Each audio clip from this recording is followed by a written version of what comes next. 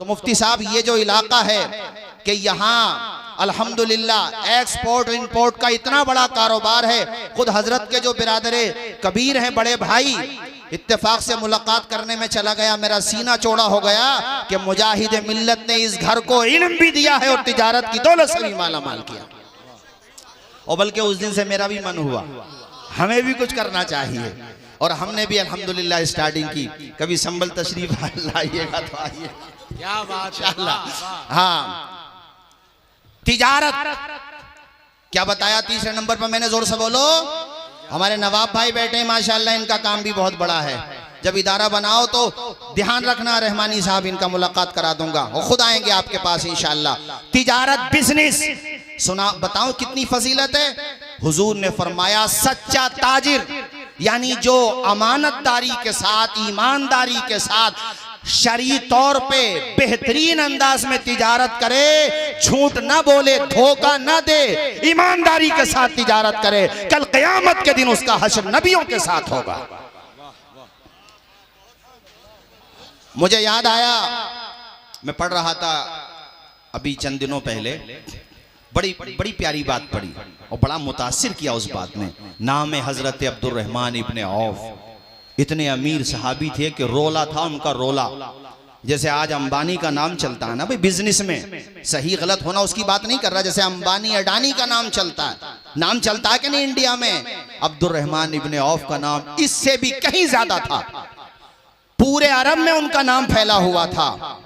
अल्लाह ने, और ऐसे सच्चे ताजिर थे कि कोई बंदा उंगली नहीं रख सकता था। उनकी बड़ी प्यारी दास्तान मैंने पढ़ी सीरत की किताबों में कि वो चूंकि मक्का के रहने वाले थे। ये ट्रांसपोर्ट वालों को सबको बता रहा हूं, देखो तुम्हारा हौसला बढ़ेगा। मक्का के रहने वाले थे, हिजरत करके मदीना गए तो मेरे नबी ने रिश्ते मुआखात कायम किया था। ये भी तारीख इंसानी की वाहिद मिसाल है। यहाँ सगा भाई सगे भाई को इंच भर जगह देने तैयार नहीं होता, और वहां पर इंसानियत के नाते, एक मोहब्बत के नाते दूसरे को गले लगाया गया। कहां वो मक्का के रहने वाले और मदीना के अंसार ने उन्हें गले लगाया। हुजूर ने उनमें से अलग अलग को एक दूसरे का भाई बनाया, यानी एक मुहाजिर एक अंसारी आपस में भाई बना दिया। कहा तुम इसके भाई हो, तो उसने कितना हक अदा किया। अगर उसका 1 बीघा का मकान था तो आधा बीघा अपने मुहाजिर भाई को दे दिया। यहां तक कि अगर 2 बीवियां थी तो एक बीवी को तलाक दे दी। अल्लाह अकबर, इतना बड़ा उन्होंने रोल अदा किया। तो हजरत अब्दुर्रहमान इब्ने औफ जिनके भाई बनाए गए, जो अंसारी सहाबी थे, उनका नाम है हजरत साद बिन रबी। सुनो दीन नगरपुर के लोगों, साद बिन रबी ने कहा आधी प्रॉपर्टी आपकी, आधा मकान आपका, जो भी मेरा आधा है वो आपका। अल्लाह अकबर। अब्दुर्रहमान इब्ने औफ ने कहा भाई आपकी मोहब्बतों का शुक्रिया, सर छुपाने को छत दी, आपने बहुत मोहब्बतों का इजहार किया, मगर मुझे ना तुम ये ना दो। तो कहा फिर खर्चा कैसे चलेगा, तुम्हारा खर्चा है, आगे चल के बाल बच्चों का खर्चा है और भी अखराजात है, कैसे चलेगा। अब्दुर्रहमान इब्ने औफ ने कहा बस मुझे मदीने की मंडी का पता बता दो। क्या बात है, जरा जोर से नहीं बोलोगे सुभान अल्लाह। ट्रस्ट, अपनी क्वालिटी पर और अपनी सलाहियतों पर भरोसा, देने वाले के फैजान देने वाले के करम पर भरोसा, अल्लाह पाक की अता पर भरोसा। अब्दुर्रहमान इब्ने औफ ने कहा सिर्फ मदीने की मंडी का पता बता दो, और शुरू से शुरुआत की, बिल्कुल स्टार्टिंग से स्टार्टिंग की उन्होंने, यानी आज ही से शुरुआत की। थोड़ा सा जो पनीर खजूरें, और उसी से उन्होंने जो तिजारत शुरू की है, और खुदा ने जो उनको अता फरमाया है, वो वक्त भी आया कि ग़ज़वे तबूक के मौके पर सबसे ज्यादा इमदाद करने वालों में एक नाम हजरत अब्दुर्रहमान इब्ने औफ का भी। सुभान अल्लाह, जिंदाबाद जिंदाबाद, सुभान अल्लाह। इससे तुम सीख लेना, मगर तिजारत करते हुए कभी गबन मत करना, धोखा मत देना, झूठ मत बोलना। मिलेगा उतना ही जितना अल्लाह ने नसीब में लिखा है। ये भी नहीं हो कि आपको हर किसी का होटल साफ सुथरा मिलेगा। मुसलमान के होटल पे ऐसे लगता सारी मक्खियों का ठेका इन्होंने ले लिया। गलत तो नहीं कहा मैंने। और दुकान अच्छी चलने लगे दुकान, किसी भी चीज की दुकान, तो सबसे पहला काम यह होगा कि जल्दी से मालदार बन जाओ। जो जल्दी से मालदार बनना चाहता है वो जल्दी से गरीब बन जाता है। उसूल अपनाओ इंसानियत का। और ये मैं यहाँ से सिर्फ पैगाम अपने मुसलमान भाइयों को नहीं दे रहा हूँ बिजनेस का, गैर मुस्लिम भाइयों को भी दे रहा हूँ।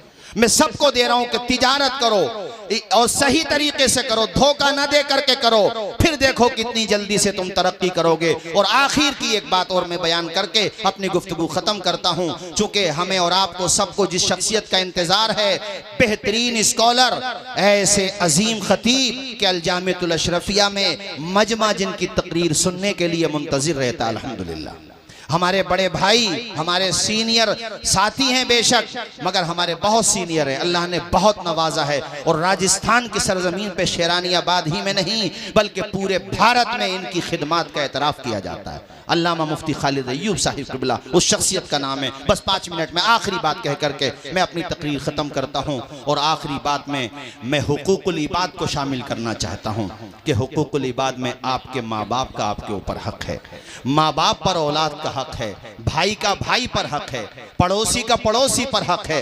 एक दूसरे के हुकूक को अदा करो। एक मुसलमान का दूसरे मुसलमान पर हक़ है, एक इंसान का दूसरे इंसान पर हक़ है। मुसलमान तो मुसलमान है। मेरा इस्लाम तो ये कहता है खैरुन नास मन यनफ़उन नास, तुम में सबसे अच्छा इंसान वो होता है जो दूसरों के लिए अच्छा होता है।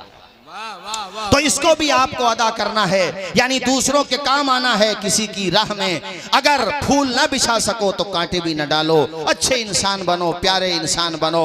आज मुजाहिद आजम, रईस आजम हजरत मुफ्ती हबीबुर रहमान साहब को दुनिया क्यों याद कर रही है? मियाँ भूल जाते हैं सब चंद दिनों के बाद, साल 2 साल के बाद अपने माँ बाप को भूल जाते हैं, 20-25 साल के बाद बड़े बड़े लोगों को भूल जाते हैं। जो छपता रहता है उसका चर्चा चलता रहता है, जो छपना बंद हो जाता है उसका जिक्र भी बंद हो जाता है। 20-25 साल, 30-40 साल, अरे आप मुगलों का दौर देख लो, उससे पहले खिलजियों का दौर देख लो, उसके बाद अलग अलग कौमों से जितने भी लोग शासक आए उनका दौर देख लो, कौन किसका नाम याद रखता है? सब भूल जाते हैं। मगर मेरे ख्वाजा गरीब नवाज हिंदुल वली अताए रसूल को 813 साल हो गए, पूरा भारत जानता है, पूरी दुनिया जानती है। साबिर अलाउद्दीन कलियरी को सदियां गुजर गईं, मखदूम सिमनानी को सदियां गुजर गईं, इमाम अहमद रजा को भी 109 साल होने को हैं, कमोबेश 108 साल हो गए। अल्लाह अकबर कबीरा। मुजाहिद आजम, मुजाहिद मिल्लत का नाम, हजरत सदरुल अफाजिल का नाम, अजमलुल उलमा का नाम, इतना तवील जमाना गुजरने के बाद भी क्यों जिंदा है? वजह सिर्फ और सिर्फ ये है, दामने मुस्तफा से जो लिपटा यगाना हो गया, जिसके हुजूर हो गए उसका जमाना से मेरा रिश्ता उतना ही पुराना है जितना तकरीर का सफर पुराना है। क्या बात है, सुभान अल्लाह। यानी इस पूरे खित्ते में दीन नगरपुर, पाकबड़ा, बिलारी, कुंदरकी, मुरादाबाद, इस पूरे खित्ते में सबसे पहले अगर मैं किसी बड़े जलसे में आया तो वो यही प्रोग्राम था। सुभान अल्लाह, सुभान अल्लाह। तो इसलिए अखलाकी फर्ज भी हो जाता है कि उन्हें कभी मत भूलो जो आपको उस वक्त भी जानते थे जब आपको कोई नहीं जानता। सुभान अल्लाह, क्या बात है। तो हमारे हबीबी साहब, मेरे बड़े भाई हजरत मुफ्ती गुलाम रहमानी अजहरी साहब, इनके बिरादरान और इनके निस्बती बिरादरान, उन्होंने उस दौर में भी इस खाकसार से मोहब्बतों का इजहार किया कि जब कोई जानता नहीं था। तो जब भी ये कॉल करते हैं, हुक्म देते हैं, मुझे वही दौर याद आता है। और फिर मैं ये सोचता हूं कि आज शोहरत मिली, लोग जानने लगे, तो उन्हें कभी भी नहीं भूलना चाहिए जैसे हमारे रहमानी साहब क़िबला। और दूसरी वजह यहाँ का रूहानी फैज, बेशक दीन नगरपुर का सिक्का तो उड़ीसा में भी चलता है माशाल्लाह। मैं वहाँ प्रोग्रामों में जाता हूँ काफ़ी, अल्हम्दुलिल्लाह आपकी दुआओं से। और सिर्फ ये पता चल जाए उन लोगों को कि ये मिसबाही साहब जो आए हैं, इनका ताल्लुक दीन नगरपुर के पास किसी शहर से है या टाउन एरिया से या विलेज से, तो उनकी मोहब्बतें दुगनी हो जाती हैं, छोड़ते नहीं, बहुत मोहब्बतों का इजहार करते हैं। तो हमें भी बहुत अच्छा लगता है, बहुत खुशी होती है। और आज ख़ास तौर पे यहाँ आने का एक मकसद और भी है वो ये कि हमारे गुलाम रहमानी साहब क़िबला ने बच्चियों के हाथों को कलम की दौलत से माला माल करने के लिए और उन्हें कनीज़ाने फातिमा जहरा बनाने के लिए जो हबीबी गर्ल्स कॉलेज कायम किया, उसमें एक तरफ ये बच्चियां असरे हाजिर के तकाज़ों को पूरा करने के हवाले से तालीम से आरास्ता हो रही हैं और दूसरी तरफ कुरान और सुन्नत की दौलत से भी माला माल हो रही हैं। सुभान अल्लाह, सुभान अल्लाह। इसके लिए भी मुबारकबाद मुझे देना थी और बहुत कम वक्त में इन्होंने कामयाबी हासिल की है। एक बात याद रखना दीन नगरपुर के लोगों, मालदार तो आप बहुत हो, खैर पूरे ज़िला मुरादाबाद में इतना पैसा शायद ही कहीं पर होगा जितना अल्हम्दुलिल्लाह आपके पास है, मुझे पता है। क्या बात, सुभान अल्लाह ने नवाजा है माशाअल्लाह। और रईस उड़ीसा की दुआएं अगर रईस नहीं बनाएंगी तो फिर क्या होगा? क्या बात है, सुभान अल्लाह, वाह वाह। यहाँ तो हबीबी ट्रांसपोर्ट का नाम चलता है पूरे इंडिया में माशाअल्लाह। जी जी जी। और ये जो हस्ती आप देख रहे हैं मेरे आप दाहिनी जानिब, हजरत मुफ्ती खालिद अय्यूब साहब, इस वक्त खुतबा की जमात में इनसे ज़्यादा सफ़र कोई नहीं कर रहा है अल्हम्दुलिल्लाह। और ये ख़तीब भी हैं, बेहतरीन अदीब भी हैं, शानदार कलमकार भी हैं। और मैं आपको बताऊं, दीन नगरपुर और आसपास से आए हुए मेरे भाइयों, स्टेज पर आप देखें तो अपने अपने मैदान के बड़े बड़े उलमा जलवाबार हैं, बड़े बड़े उलमा अल्हम्दुलिल्लाह। मैं किस किस का तारुफ करूं और फहरिस्त बहुत तवील है। तो एक बात जो मुझे अर्ज करना है शुरू में वो ये है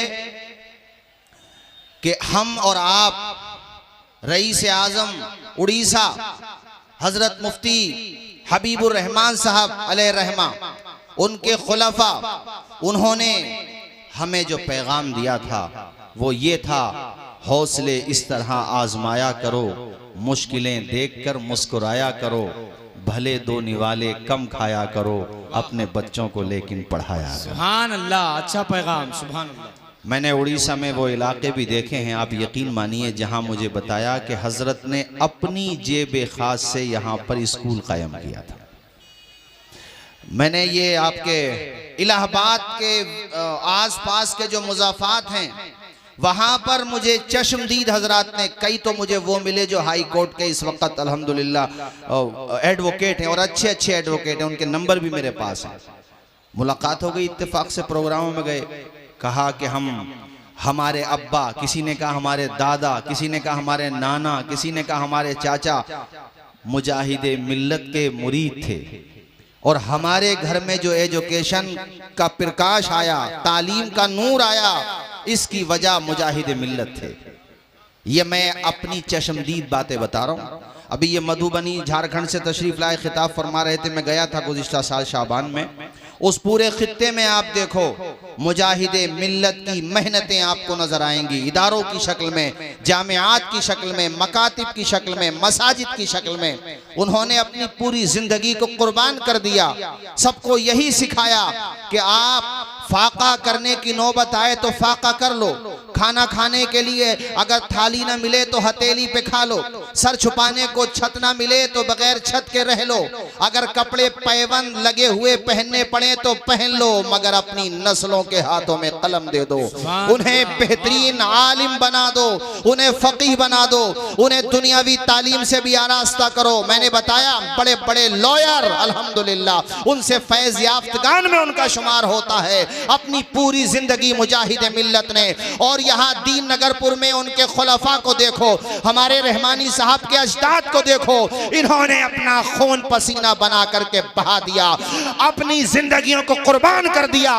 उसी का असर है कि ये पूरा खित्ता मुस्तफा की मोहब्बत से झूमता हुआ नजर आ रहा है।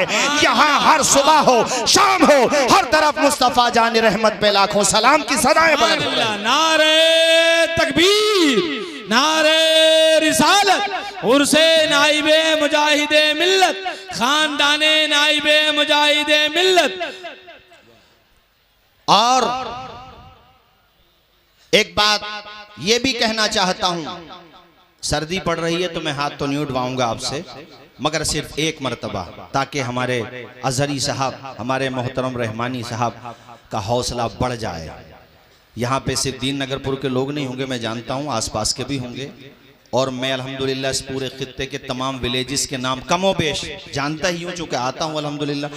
सब जगह के होंगे कम या ज़्यादा। एक मरतबा हाथ उठा करके आप रहमानी साहब को ये दिलासा और यकीन दिलाओ कि अभी आपने बच्चियों के लिए ये काम किया है, आप कदम बढ़ाते जाओ। कदम बढ़ाना आपका काम है और आपके कदम के पीछे चलना हमारा काम है। हाथ उठा के सारे लोग रहमानी साहब का हौसला बढ़ाओ। सुभान अल्लाह, सुभान क्या आपने जब ये काम किया है तालीम का, तो आप अल्हम्दुलिल्लाह हबीबी इंटर वो डिग्री कॉलेज तो है ही। मैं गुज़िश्ता उससे पहले साल मैंने कहा था अल्लाह करे वो दिन भी आए कि इस पूरे खित्ते में TMU टाइप का भी इदारा बने। अरे बच्चों के लिए बेहतरीन इंस्टीट्यूट कायम करो, इदारे कायम करो, कोचिंग सेंटर कायम करो। याद रखना, शिक्षा गोया के शेरनी के दूध की तरह होती है, वो जो शेरनी का दूध पिएगा वही तो दहाड़ेगा। क्या बात है। हमारे नवाब भाई भी माशाअल्लाह जलवाबार नजर आ रहे हैं, सुभान अल्लाह, खुश रखे। मेरे साथ वापी गए थे गुजरात, हमारे नवाब भाई माशाअल्लाह आप ही के खित्ते के हैं हजरात। तो तालीम की तरफ फोकस करो, तवज्जो रखो। देखो तालीम की अहमियत पे एक बात मुझे याद आई। जापान में एक बच्ची पढ़ने जाती थी, घर से बहुत गरीब थी, तो उनके वहां से जिस गांव में रहती थी, विलेज में पसमानदा इलाका था, तो वहां से ट्रेन की पटरी जाती थी, तो उस बस्ती में भी एक स्टेशन था, तो वो रोजाना उस स्टेशन से ट्रेवल करती थी। कहाँ? शहर में, जहाँ पे उसका स्कूल था। छोटी सी बच्ची थी। अब जाहिर है 1-2 साल के बाद वहाँ पे जब रेलवे डिपार्टमेंट ने उस जायजा लिया कि किस स्टेशन से कितनी सवारियाँ जाती हैं, तो अजीब मामला पेश आया कि उस स्टेशन से पूरे साल में उस बच्ची के अलावा किसी ने सफर ही नहीं किया था। तने तनहा अकेली सफर करती थी। अब रेलवे डिपार्टमेंट ने सोचा कि भाई अकेली बच्ची सफर करती है तो स्टॉप की जरूरत क्या है, वहां पे ट्रेन रुके, खामोखा लॉस होता है। लेकिन एजुकेशन की जो पावर समझते हैं हमारे वाले होते तो स्टेशन भी खत्म कर देते। अरे हमारे वाले समझ रहे हो कि नहीं समझ रहे हो? इससे ज्यादा मत कहलवाओ यार, आप भी परेशानी में पड़ जाओगे, हम भी परेशानी में पड़ जाएंगे। इतने ही समझ लो बस। उन्होंने, अकीलुर रहमान भाई बड़ी जोर से हंस रहे हैं भाई, माशाल्लाह। अच्छा माशाल्लाह, बहुत अच्छा पढ़ते हैं। वहां के रेलवे डिपार्टमेंट ने, पीएमओ ने, ऊपर तक जो भी सिस्टम है, जब बात पहुंची कहा क्यों, मामला क्या है? एक ही बच्ची ट्रेवल करती है। क्यों करती है? पुअर फैमिली से आती है, गरीब फैमिली है उस बच्ची की, इतना पैसा नहीं है जो किराया पे कर सकें, वो पेमेंट कर सकें किराया, तो वो बच्ची उसी में ट्रेवल करती है, स्कूल में जाके पढ़ती है, तालीम हासिल करने जाती है, उसके अलावा कोई मकसद नहीं। तो जापान की गवर्नमेंट ने ये बात कही कि ये स्टेशन सिर्फ और सिर्फ उस एक बच्ची की तालीम के लिए खुला रहेगा। सुभान अल्लाह, जिंदाबाद जिंदाबाद, सुभान अल्लाह। और उस वक्त तक ओपन रहा वो, जब तक वो उस बच्ची की तालीम मुकम्मल नहीं हो गई। इससे तालीम की अहमियत का अंदाजा होता है कि तालीम कितनी जरूरी चीज होती है, कि सिर्फ उस एक बच्ची के लिए। तो मैं आप लोगों से कहना चाहता हूं मेरे भाइयों, ये नारा मैंने गुज़िश्ता साल भी आपके सामने रखा था, जो मेरे पीर खाने महरेरा मुतहरा का नारा है। और ये सिर्फ नारा उनका नहीं है, हमारा आपका सबका नारा है। और वो ये है कि आधी रोटी खाएंगे। आप तमाम लोग जोर से बोलिए, बच्चों को पढ़ाएंगे, जोर से बोलो, बच्चों को। मेरे पास 10-15 मिनट का टाइम हो रहा है, मुझे 3 बातें और बताना। नंबर 1 पे शिक्षा बता दी मैंने आपको, हालांकि ये और इसमें और भी चीजें मैं बयान करता, लेकिन इतना ही काफी है, शिक्षा। दूसरे नंबर पे आपके सामने मैं रखना चाहता हूं हुस्ने मुआशरत। अपने आप को अच्छा बनाओ, इतना अच्छा बनाओ कि तुम्हारा दुश्मन भी है ना, जब पीठ पीछे आपकी बात हो तो ये उसे भी कहना पड़े यार, दुश्मनी होना ना होना वो एक अलग मैटर है, पर्सनल मैटर है, मगर आदमी है अच्छा, है अच्छा, ये तारीफ करे। देखो हुस्ने मुआशरत और अच्छाई क्या होती है। हजरत अब्दुल्ला इब्ने मुबारक बहुत बड़े मुहद्दिस गुजरे, अमीरुल मुमिनीन फिल हदीस, जिनका सिक्का चलता था और आज भी चलता है। अहादीस जब आप पढ़ेंगे, हम उलमा पढ़ते पढ़ाते मदारिस में, तो उनका नाम अल्हम्दुलिल्लाह जगह जगह आता है। इतना बड़ा नाम अब्दुल्ला इब्ने मुबारक, इतना बड़ा नाम। मैं उनकी अहमियत बताने के लिए सिर्फ एक वाकया बताऊं आपको, और इल्मे हदीस से उनका ज़ौक़ भी बताऊं। कैसे लोग थे वो। इससे तलबा भी सीख लें और आप भी सीख लें कि 24 घंटा हम लोगों ने मोबाइल ही को दे दिया है। टाइम जब बचेगा, अगर मोबाइल का सही इस्तेमाल कर रहे हैं उसकी बात नहीं कर रहा हूं मैं, गलत इस्तेमाल की बात कर रहा हूं। कैसे लोग थे, इशा की नमाज के बाद दरवाजे पे आए वापस, तो नमाजियों में एक मुहद्दिस और बाहर निकले, उनका नाम था अली बिन हसन। बाहर निकले, वो कहा आप भी यहाँ पे नमाज पढ़ रहे थे, मैं भी यहाँ पे नमाज पढ़ रहा था, थोड़ा सा मैं आपसे इस्तिफादा करना चाहता हूँ, यानी इल्मी फायदा उठाना चाहता हूँ। बातचीत शुरू हो गई। दीन नगरपुर के मेरे दीनी भाइयों, आपको हैरत होगी कि उन्होंने इशा की नमाज के बाद जब हदीस पे गुफ्तगू शुरू की, और वो भी सिर्फ एक हदीस पे, यहाँ आधा एक घंटा खड़े होकर तकरीर कर लें तो थकान चढ़ जाती है, वहां पे इशा की नमाज के बाद उन्होंने जब गुफ्तगू शुरू की इल्मे हदीस पे, और वो भी सिर्फ एक हदीस पे, तो फजर की अजान हो गई थी मस्जिद के गेट पे, मगर उनकी गुफ्तगू का इख्तिताम नहीं हुआ था। ऐसा शौक था उनको, ऐसा शौक था उनको। ये अब्दुल्लाह इब्ने मुबारक, इनका वो दौर था, खलीफा हारून रशीद उस वक्त प्रेसिडेंट थे पूरे आलम इस्लाम के, सिक्का चलता था उनका। उनकी बीवी ने एक मौके पे अपने मकान की छत से देखा कि सरों का सैलाब है, जहां तक निगाह जा रही है सर ही सर नजर आ रहे हैं, यानी निगाहें काम करना खत्म कर रही है, मगर पब्लिक का हुजूम सिमटता हुआ नजर नहीं आ रहा है। लोगों ने अपनी राह, अपनी पलकों को फर्श राह बना लिया है, उमड़ पड़ा है सैलाब की तरह मजमा। अपनी खादिमा से पूछा, उनका नाम मलिका जुबैदा जो खलीफा हारून रशीद की बीवी थी, अपनी खादिमा से पूछा कि ये सरों का सैलाब आखिर किसके लिए निकल करके आया है, ये मोहब्बतों का खिराज किसके लिए पेश किया जा रहा है। उनकी खादिमा ने कहा था, ए मलिका अगर मेरी जान बख्श दो तो मैं तुम्हें बताऊं। कहा हाँ बिल्कुल बताइए। कहा ए मलिका तुम तो आज तक ये समझती थी कि प्रेसिडेंट जो होता है उसी की हुक्मरानी होती है, जो खलीफा वक्त होता है उसी की हुक्मरानी होती है, तुम्हारे शौहर के अलावा किसी का सिक्का नहीं चलता। ये जो आज तुम्हें सरों का सैलाब नजर आ रहा है, ये किसी इख्तिदार वाले की वजह से नहीं है, ये जो इख्तिदार आपको नजर आ रहा है ये मुस्तफा की मोहब्बत का इख्तिदार है। सुभान अल्लाह, सुभान अल्लाह, जिंदाबाद, जिंदाबाद। ये एक आलिम दीन की मोहब्बत है, ये एक फकीह की मोहब्बत है। और असर हाजिर में अल्लाह ताला ने ये मकबूलियत जिस शख्सियत को अता फरमाई, जिन चंद शख्सियतों को, उनमें से एक शख्सियत अल्लामा अख्तर रजा ताजुश शरिया की भी शख्सियत थी कि जिस खित्ते में चले जाते थे दीवानों का सैलाब उमड़ पड़ता था। यह हमने अपने माथे की आंखों से देखा। कहाँ है गोवा, कहाँ है कर्नाटक, पूरी मतलब आप देखो भारत में नहीं दुनिया में जहां भी जाते थे। तो दोस्तों ये कोई मालो दौलत की मोहब्बत नहीं थी, ये दरअसल इल्मे दीन की मोहब्बत थी। जोर से बोलिए सुभान अल्लाह। ये अब्दुल्लाह इब्ने मुबारक, अब आप उनका तारुफ समझ गए, बस आगे की बात करता हूं।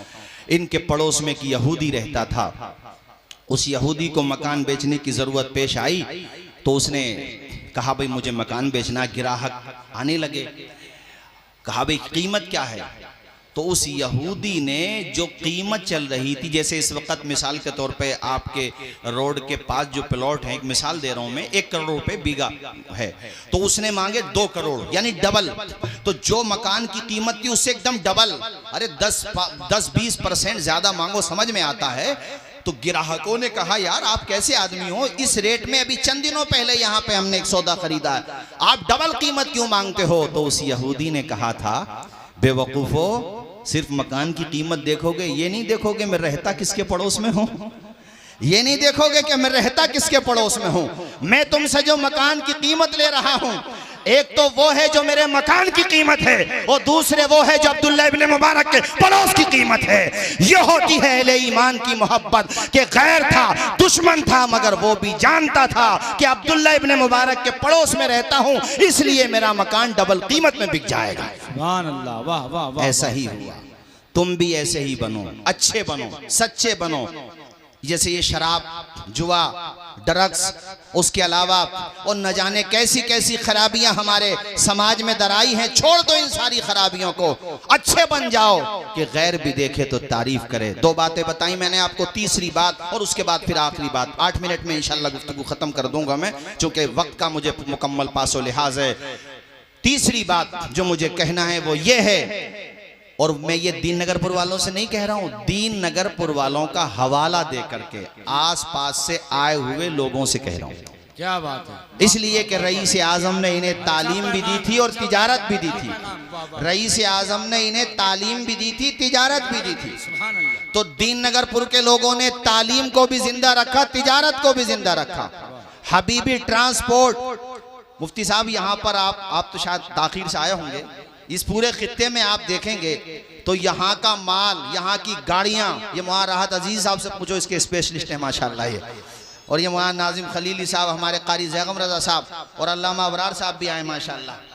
और हमारे हजरत मौलाना कासिम साहब, हजरत मौलाना मोहम्मद अली साहब माशाल्लाह, अल्लाह शादो आबाद रखे हमारे तमाम ही उलमा।